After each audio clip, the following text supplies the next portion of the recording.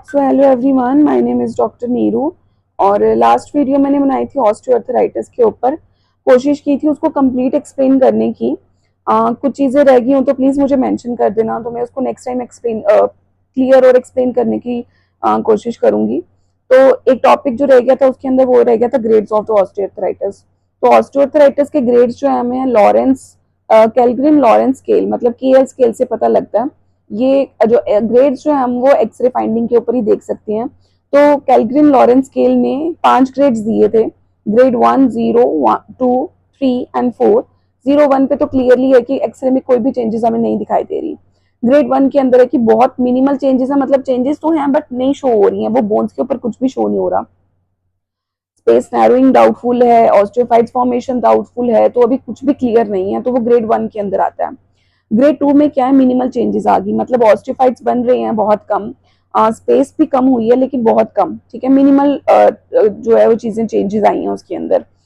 Then grade 3 में आ गया moderate. Moderate के अंदर देखो क्या होता है, एक तो मल्टीपल ऑस्टियोफाइट्स बन जाती हैं लेकिन बहुत ज्यादा क्लियरली नहीं है, मॉडरेट शेप में है। Then narrowing of the joint space हो गई है, लेकिन वो भी बहुत अच्छे से, बहुत ज्यादा स्वेयर नहीं है लेकिन फिर भी शो हो रही है हम लोगों को। सब कॉन्ड्रल स्क्लेरोसिस, सब कॉन्ड्रल स्क्लेरोसिस, सब कॉन्ड्रल कॉन्ड्रल वर्ड यूज करते हैं हम लोग कार्टिलेज के लिए। तो कार्टिलेज तो डैमेज हुआ ही है, कार्टिलेज जो डैमेज हो रहा है उसके ऊपर वाली जो बोन वाला पार्ट रह गया उसमें क्या हो जाती है, थिकनिंग हो जाती है, तो उसको बोलते हैं सबकॉन्ड्रल स्क्लेरोसिस। तो कार्टिलेज के ऊपर जो बोन वाला पार्ट है, जो कार्टिलेज खराब हो चुका है उसके ऊपर जो बोन वाला पार्ट थिकंड हो रहा है उसको बोलते हैं सबकॉन्ड्रल स्क्लेरोसिस। एंड डिफॉर्मिटी जो है वो हमें दिखाई देती है थोड़ी थोड़ी बोनी एंड्स के ऊपर। ग्रेड 4 जो है वो स्वेयर है बहुत ज्यादा, तो लार्ज टाइप ऑफ ऑस्टियोफाइट्स वहां पे बन जाते हैं। ऑस्टियोफाइट्स जो है वो ऑसिफिकेशंस ऑफ द बोन्स की वजह से बनती हैं। Narrowing of the joint space हो गई, क्लियरली दिख जाएगा। सब कॉन्डल स्क्लेरोसिस बहुत स्वेयर हो जाएंगे and deformity of the bony ends पे बहुत क्लियरली दिखेगी। तो ये था हमारा grades of the osteoarthritis Kellgren Lawrence scale, 0, 1, 2, 3 and 4।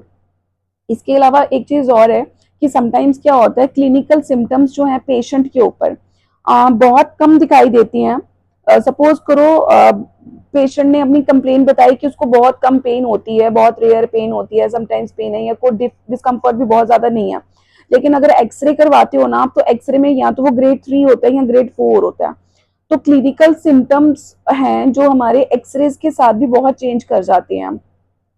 Sometimes क्या होता है, ग्रेड 1 है उसको, ठीक है, एक्सरे अगर आप करवा रहे हो तो ग्रेड 1 है पेशेंट को, लेकिन उसके क्लिनिकल साइंस जो है, उसके जो साइंस एंड सिम्टम्स जो पेशेंट आपको बता रहा है वो बहुत ज्यादा है। तो आपको क्या करना है, आपको इसके हिसाब से नहीं चलना, आपको पेशेंट्स के कंफर्ट के हिसाब से चलना है। तो पेशेंट को अगर बहुत ज्यादा पेन है, बहुत ज्यादा डिस्कम्फर्ट है, लेकिन ग्रेड जो है वो 1 है, तो आप क्या करोगे, उसको ऑब्वियस से ट्रीट करोगे।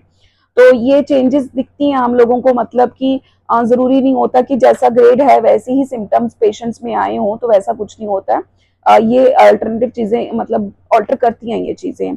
तो इसके अलावा देखेंगे हम लोग कि एक्सरेज के अंदर जो ग्रेड्स हैं हमारे ये कैसे दिखते हैं। तो 0 को दिखाने की जरूरत नहीं है, तो ग्रेड 1, 2, 3, 4 देखेंगे हम लोग, तो वो कैसे दिखाई देता है।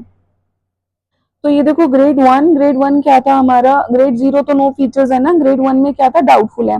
तो इसमें ऑस्टोफाइट्स डाउटफुल होते हैं, क्लियरली नहीं विजिबल होते। ज्वाइंट स्पेस पे देखो बहुत ज्यादा क्लियरली नहीं पता लगती हम लोगों को कि चेंजेस आ रही हैं कि नहीं आ रही हैं, तो ये डाउटफुल ही रहता है। ग्रेड 2 जो होता है, दिस इज ग्रेड 2। तो ग्रेड 2 के अंदर देखो क्या होता है, ग्रेड 2 में क्या है, मिनिमल ऑस्टिफाइट्स फॉर्मेशन स्टार्ट हो गई है बहुत ज्यादा, ज्वाइंट स्पेस भी जो है वो थोड़ी सी कम हो रही है। तो इसमें क्लियर थोड़ा मिनिमल चेंजेस जो है वो हमें बोन्स के अंदर दिखाई देती हैं। ग्रेड 3 के अंदर देखो क्या होता है, ग्रेड 3 के अंदर देखो मॉडरेट मल्टीपल ऑस्टिफाइड्स फॉर्मेशन हो रही है, तो यहाँ पे ऑस्टिफाइड्स फॉर्मेशन हो रही है साइड्स पे, यहाँ पे स्पाइक्स भी फॉर्म हो जाती हैं, मतलब शार्प जो बोन है यहाँ पे, बोनी एंड्स, ये वाले एंड्स जो होते हैं सेंटर्स में, यहाँ पे स्पाइक्स फॉर्म हो जाते हैं, वो फॉर्म हो जाती हैं। देन नैरोइंग देखो, नैरोइंग हो रही है, बहुत कम हो चुकी है अब ज्वाइंट स्पेस जो है। देन उसके बाद क्या होता था, सब कॉन्ड्रल स्क्लेरोसिस बन जाते हैं। तो सब कॉन्ड्रल स्क्लेरोसिस मतलब यहाँ पे कार्टिलेज आपके दोनों बोन्स के बीच में, यहाँ पे कार्टिलेज प्रेजेंट होगा, तो कार्टिलेज रब हो रहा है, कार्टिलेज तो डैमेज हो ही रहा है, लेकिन उसके ऊपर वाली जो बोन वाला पार्ट होता है, जो एंड्स होते हैं ये वाले बोन वाले, इनमें क्या हो जाती है, थिकनिंग हो जाती है। ये थिकनिंग देखो, थिकनिंग दिखाई दे रही है।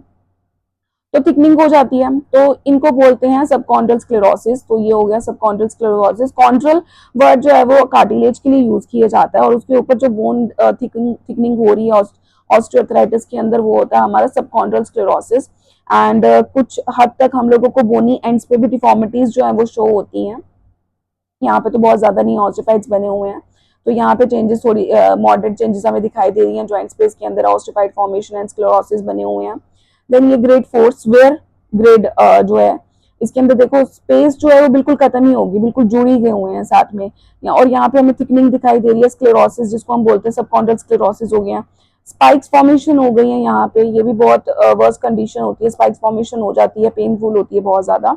और ये देखो यहाँ पे इसमें और इसमें चेंजेस आ रही हैं, ये देखो इसमें भी कम हो गया, ये वाला साइड जो है वहां पे भी स्पेस जो है वो कम हो गया, लेकिन इस साइड वाली तो बिल्कुल जुड़ गई है।